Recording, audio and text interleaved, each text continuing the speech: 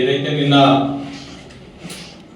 BRS party శాసన మండలి సభ్యురాలు కల్వకుంట్ల కవిత గారు మాట్లాడుతూ వారి యొక్క తండ్రి గారి హయాంలో అద్భుతమైన పరిపాలన అందించారు, అసలు ఏది కూడా అప్పులే చేయలేదు, ఏదో ప్రజాప్రభుత్వం మేము రాగానే అప్పులు చేస్తున్నామనే విధంగా మాట్లాడుతున్నారు.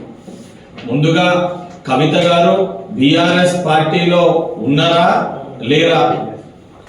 బీఆర్ఎస్ పార్టీ సంబంధించి దాన్ని ఉద్దేశించి ఏదైతే బీఆర్ఎస్ పార్టీ పక్షాన మాట్లాడుతున్నారో లేదా పార్టీలకి వెళ్ళి బయటకు వచ్చి వారి జాగృతి పక్షాన మాట్లాడుతున్నారో ముందు వారికి దానిపైన ప్రజలకి స్పష్టత ఇవ్వాల్సిన ఒక బాధ్యత వారిపైన ఉంది.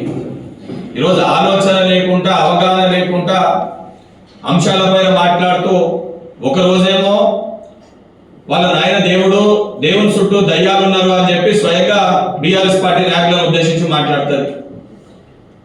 మరొక రోజేమో బీఆర్ఎస్ పార్టీని సమర్థిస్తూ కేసీఆర్ ని సమర్థిస్తూ మాట్లాడతారు.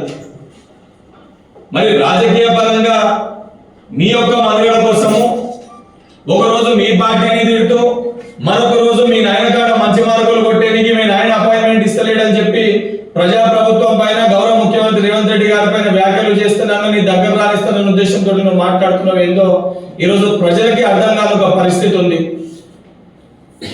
నిన్న బంకచెర్ల విషయం సంబంధించి చాలా సూటిగా లాస్ట్ టైం కూడా ప్రెస్ మీట్ పెట్టి బావ బొమ్మడుతులు అంటే మీ బావని మీ అన్నకి నీకు మీ కుటుంబ సభ్యులకి మీ తరఫున ఎటువంటి పొరపాటు జరగలేదు, తప్పు జరగలేదు అంటే బయటికి వచ్చి దానిపైన మాట్లాడండి, జరగలేదని దానిపైన చర్చ కూడా సిద్ధమని చెప్పి స్వయంగా ముఖ్యమంత్రి గారే కేసీఆర్ గారికి సవాల్ విసరడం జరిగింది.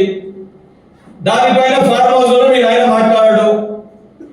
ఆ విషయం మాట్లాడుతూ కృష్ణా జిల్లాలో తెలంగాణకి 299 టీఎంసీలు ఆ రోజు కేసీఆర్ హయాంలో ఏదైతే ముఖ్యమంత్రి గారు కేసీఆర్ సిగ్నల్ ఇచ్చిన ముఖ్యమంత్రి గారు ఏదైతే చెప్పారో ఆ విషయాలపైన చర్చకి రమ్మని చెప్పి కూడా ముఖ్యమంత్రి గారు రమ్మని చెప్పి అడిగినారు.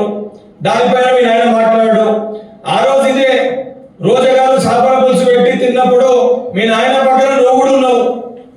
లొట్టలు వేసుకుంటూ చేపల పులుసు తీసి తిని తెలంగాణ రాష్ట్రానికి కుటుంబ సమేతంగా మీ నాయన ఏదైతే సంబంధించి రాయలసీమని రత్నాలసీమ చేస్తా అని చెప్పి చెప్తే సపోర్ట్ కొట్టిన వీడియో ఉంది నీది.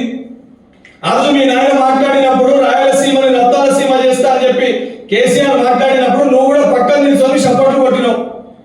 అది నిజం కాదా? తెలంగాణ రాష్ట్రానికి లేనిది ఆంధ్రప్రదేశ్ రోజు జగన్మోహన్ రెడ్డికి వాళ్ళకి లేనిది చెప్పి దీనికి పూర్తి రకంగా ఈ యొక్క దానికి ప్రారంభానికి నాంది పలకడానికి మరి ఆ రోజు కేసీఆర్ కారకుడు కాదా? ఇవన్నీ పక్కన పెట్టి ఈ రోజు కాంగ్రెస్ పార్టీ ప్రజాప్రభుత్వం